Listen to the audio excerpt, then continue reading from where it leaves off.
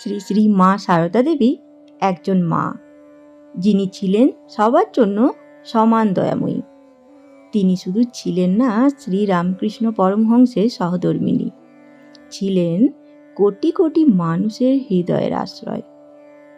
মায়ের কাছে ঈশ্বর মানে কেবল পূজা অর্চনা নয়, তার কাছে ভগবানের সেবা মানে মানুষের সেবা।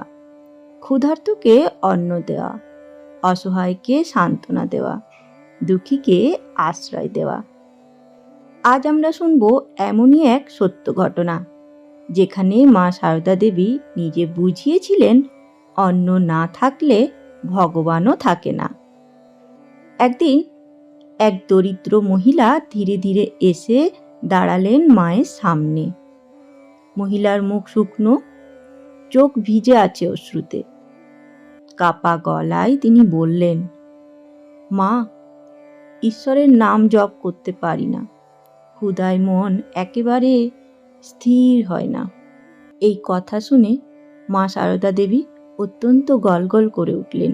তিনি বুঝলেন, ক্ষুধার্ত মানুষকে ঈশ্বরের নাম শিখিয়ে লাভ নেই, আগে তাকে অন্ন দিতে হবে। শ্রী শ্রী মা সারদা তখন নিজের হাতে ভাত তরকারি এনে দিলেন। মা কোমল কণ্ঠে বললেন, এসো মা, আগে খেয়ে নাও। মহিলা লজ্জা মিশ্রিত আনন্দে মায়ের হাত থেকে ভাত তরকারি নিয়ে খেতে শুরু করলেন।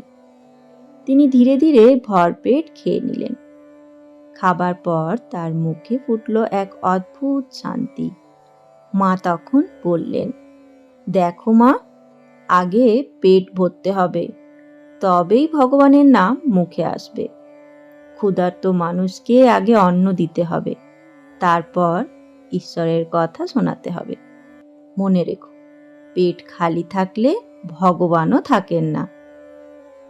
মহিলার চোখে আনন্দ অশ্রু, মহিলার চোখ ভরে উঠল কৃতজ্ঞতায়। কাপা গলায় তিনি বললেন, মা, আজ আমি সত্যিই বুঝলাম তুমি আমাদের সকলের মা। এই ঘটনায় আমাদের শেখায়, মানুষের মধ্যে ভগবানকে দেখতে শিখতে হবে। ক্ষুধার্ত মানুষের কাছে অন্নই হলো পূজা, সহায়হীন মানুষের পাশে দাঁড়ানোই হলো সত্যিকারের উপাসনা। মা সারদা দেবী এই বাণী যুগে যুগে আমাদের মনে করিয়ে দেয়, মানুষ সেবা মানেই ঈশ্বর সেবা। তাহলে আসুন আমরা সবাই মায়ের শিক্ষাকে জীবনে ধারণ করি। ক্ষুধার্তকে অন্ন দিই, দুঃখীকে সান্ত্বনা দিই, কারণ মা সারদা যেমন বলেছিলেন, অন্ন না থাকলে ভগবানও থাকে না।